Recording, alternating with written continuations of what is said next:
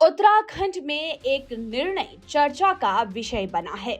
दरअसल कई गांवों में ग्रामीणों ने सर्वसम्मति से फैसला लिया है कि अब किसी भी शादी या फिर सामाजिक समारोह में महिलाएं सीमित गहने ही पहन सकेंगी।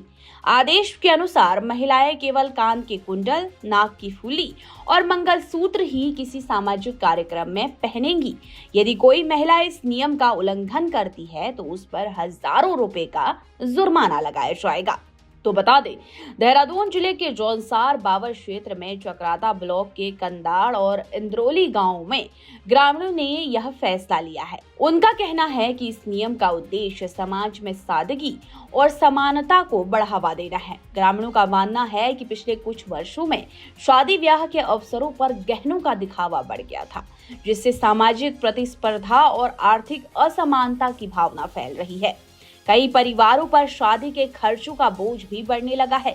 इसी समस्या को देखते हुए दोनों गांवों ने मिलकर यह सख्त लेकिन सार्थक कदम उठाया है। गांव वालों का कहना है कि यह आदेश किसी पर दबाव नहीं बल्कि सामाजिक सुधार की दिशा में एक पहल है। इससे गरीब परिवारों को राहत मिलेगी और समाज में बराबरी की भावना मजबूत होगी।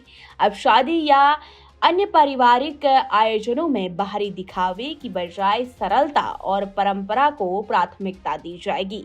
स्थानीय लोगों का मानना है कि इस फैसले से समाज में सकारात्मक बदलाव आएगा और गांव के बुजुर्गों ने बताया कि पहले के समय में भी सादगी को ही महत्व दिया जाता था, लेकिन आधुनिक दौर में दिखावा बढ़ने से सामाजिक दूरी पैदा हो रही है।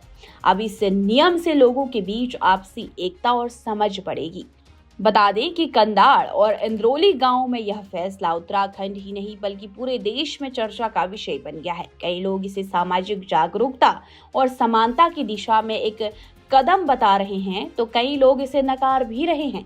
ग्रामीणों का ये भी मानना है अगर इस तरह के प्रयास अन्य इलाकों में भी अपनाए जाए तो विवाह जैसी परंपराएं फिर से सादगी और संस्कारों के रंग में रंगी नजर आएगी।